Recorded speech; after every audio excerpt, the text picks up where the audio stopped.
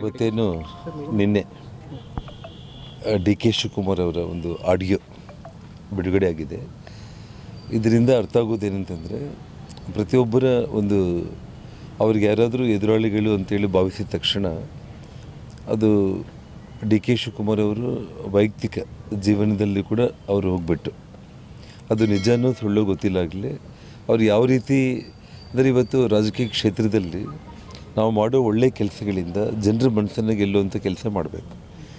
ಆದರೆ ವ್ಯಕ್ತಿಗಳ ವೈಯಕ್ತಿಕ ಜೀವನವನ್ನು ಇವತ್ತು ಅವರು ಒಂದು ರೀತಿ ನಾಶಗೊಳಿಸೋದ್ರ ಜೊತೆಗೆ, ಇವತ್ತು ಅವರು ನಿನ್ನೆ ಬಿಡುಗಡೆ ಆಗಿರೋಂಥ ಆಡಿಯೋದಲ್ಲಿ ಅಂದರೆ ಒಂದು ದೊಡ್ಡ ರಾಜಕೀಯ ಕುಟುಂಬವನ್ನೇ ಅಂತ್ಯಗೊಳಿಸಬೇಕು ಅನ್ನೋಂಥ ಒಂದು ವಿಷಯದಲ್ಲಿ ಯಾವ ರೀತಿ ಡಿ ಕೆ ಶಿವಕುಮಾರ್ ಕೈ ಹಾಕಿದ್ದಾರೆ ಅನ್ನೋದು ಇದರಿಂದ ನಮಗೆ ಗೊತ್ತಾಗುತ್ತೆ.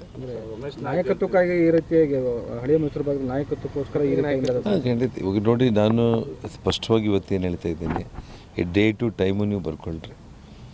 ನಾಳೆ ಜೂನ್ 4ನೇ ತಾರೀಕು ನಂತರ ಪ್ರತಿ ಕ್ಷಣ ಏನೇ ಸೀಟ್ಗಳು ಬರದೇ ಹೋಗಲಿ, ಸಿದ್ದರಾಮಯ್ಯ ಅವ್ರನ್ನ ಕೆಳಗಿಳಿಸಬೇಕು. ಆ ಭಾಗದಲ್ಲಿ ದೇವೇಗೌಡರ ಕುಟುಂಬವನ್ನು ರಾಜಕೀಯವಾಗಿ ಅಂತ್ಯಗೊಳಿಸಬೇಕು. ಇದು ಅವರು ಟಾರ್ಗೆಟ್ ಇಟ್ಕೊಂಡಿದ್ದಾರೆ.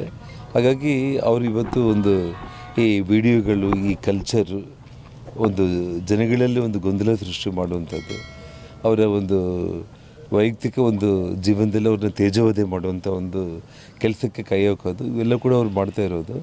ಇಡೀ ರಾಜಕೀಯ ಕ್ಷೇತ್ರದಲ್ಲಿ ಜನರೆಲ್ಲರೂ ಕೂಡ ಅವ್ರನ್ನ ಒಂದು ರೀತಿ ಅಸಹಿಸ್ಕೊಳ್ಳುವಂಥ ಒಂದು ಸ್ಥಿತಿಗೆ ಡಿ ಕೆ ಶಿವಕುಮಾರ್ ಅವರು ಈಗಾಗಲೇ ತಲುಪಿಬಿಟ್ಟಿದ್ದಾರೆ. ಡಿ ಕೆ ಶಿವಕುಮಾರ್ CM ಆಗಬೇಕಂತ ಈ ರೀತಿ ಎಲ್ಲ ಮಾಡ್ತಾ ಇರೋದು ಜನರು ಅವ್ರಿಗೆ ತಕ್ಕ ಪಾಠ ಸರ್. ಈ ರೀತಿ CM ಆಗಬೇಕಂತ ಈ ಥರ ಮಾಡ್ತಾರೆ. ಅಂದರೆ ಇವತ್ತು ಅಧಿಕಾರಕ್ಕೋಸ್ಕರ ನೀವು ಇಂಥ ಒಂದು ಅದನ್ನು ಕೇಳೋದಕ್ಕೂ ಅಸಹ್ಯ, ನೋಡೋದಕ್ಕೂ ಅಸಹ್ಯ, ಒಂದು ವೈಯಕ್ತಿಕ ಒಂದು ಜೀವನಗಳಲ್ಲಿ ಇವತ್ತು ಅವರು ಯಾರನ್ನೂ ಕೂಡ, ಪ್ರತಿಯೊಬ್ಬರನ್ನೂ ಕೂಡ ಇವತ್ತು ಅವ್ರು ಈ ರೀತಿ ಮಾಡ್ತಾ ಇರೋದು ನಿಮಗೆಲ್ಲ ಗೊತ್ತಾಗ್ತಾಯಿದೆ.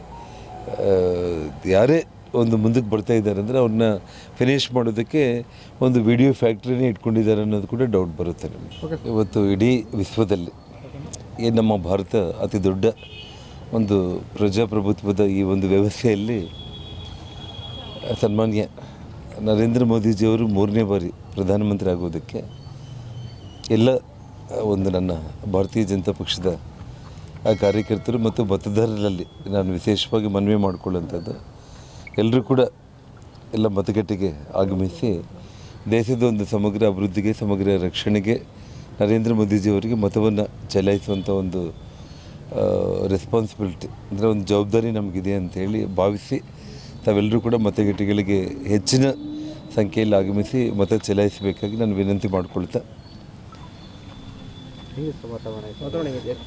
ಇವತ್ತು ಫಸ್ಟ್ ನಾನು ಕೊಪ್ಪಳ ಬಗ್ಗೆ ಹೇಳಬೇಕು ಅಂತಂದರೆ ಸುಮಾರು 52 ಸಾರ್ವಜನಿಕ ಸಭೆಗಳನ್ನ ನಾನು ಮಾಡಿದ್ದು. ಅದು ಜನಗಳು ಒಂದು ಯಾವ ರೀತಿ ಬಂದರು ಅನ್ನೋದನ್ನು ನಾನು ಹೇಳೋದಕ್ಕೆ ಸಾಧ್ಯನೇ ಇಲ್ಲ. ನಾನು ಯಾವತ್ತೂ ಇಷ್ಟು ಪ್ರಮಾಣದಲ್ಲಿ ನಾನು ನೋಡಿದ್ದಿಲ್ಲ. ಸೊ ಒಂದು ದೊಡ್ಡ ಅಂತರದಲ್ಲಿ, ನನ್ನ ಲೆಕ್ಕದಲ್ಲಿ 1.5-2 ಲಕ್ಷ ಅಂತರದಲ್ಲಿ ಗೆಲ್ತಾರೆ ಅನ್ನೋದು ನನಗೆ 100ಕ್ಕೆ 100 ವಿಶ್ವಾಸ ಇದೆ. ನಮ್ಮ ಭಾರತೀಯ ಜನತಾ ಪಕ್ಷದ ಬಸವರಾಜ್ ಅವರು ಸಂಪೂರ್ಣವಾಗಿ ಎಲ್ಲ ಕಡೆ ಕೂಡ BJP ತಾವೆಲ್ಲ ಗಮನಿಸ್ತಾ ಇದ್ದೀರಿ ನೀವು. ಇವತ್ತು ವಿಶೇಷವಾಗಿ ನಮ್ಮ ಬಳ್ಳಾರಿ, ರಾಯಚೂರು, ಕೊಪ್ಪಳ ಇಂದ ಹಿಡಿದು ಉಳಿದಿರುವಂಥ ಎಲ್ಲ 14 ಕ್ಷೇತ್ರಗಳಲ್ಲಿ ಕೂಡ ವಾತಾವರಣ BJP ಪರವಾಗೇ ಇದೆ. ಇವನ್ನು ಸಣ್ಣ ಪುಟ್ಟ ವ್ಯಾಪಾರಸ್ಥರಿಂದ ಹಿಡಿದು ಪ್ರತಿಯೊಬ್ಬ ರೈತರಿಂದ ಹಿಡಿದು ಕೂಲಿ ಕಾರ್ಮಿಕರಿಂದ ಹಿಡಿದು ಇದು ದೇಶದ ಚುನಾವಣೆ, ಮೋದಿಗೋಸ್ಕರ ಆಗ್ತಾ ಇರುವಂಥ ಚುನಾವಣೆ. ದೇಶ ಒಂದು ಉಳಿಬೇಕು ಅಂತಂದರೆ BJP ಮತ್ತು ಮೋದಿಯವರೇ ಈ ದೇಶದ ಪ್ರಧಾನಮಂತ್ರಿ ಆಗಬೇಕು.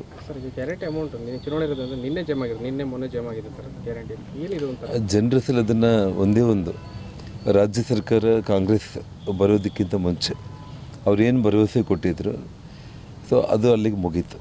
ಇವತ್ತು ದೇಶಕ್ಕೆ ಬೇಕಾಗಿರೋದು ಮೋದಿ ಗ್ಯಾರಂಟಿ ಅನ್ನೋದು ತಾವೆಲ್ಲ ಚಾನಲ್ಸಲ್ಲಿ ನಾನು ಸಾಮಾನ್ಯ ಜನರ ಜೊತೆ ತಾವು ಮಾತಾಡಿದಾಗ ಕೂಡ ಸಾಮಾನ್ಯ ಜನರು ಹೇಳ್ತಾ ಇರೋದು ದೇಶಕ್ಕೆ ಮೋದಿ ಅನ್ನೋದನ್ನು ಸ್ಪಷ್ಟವಾಗಿದ್ದಾರೆ.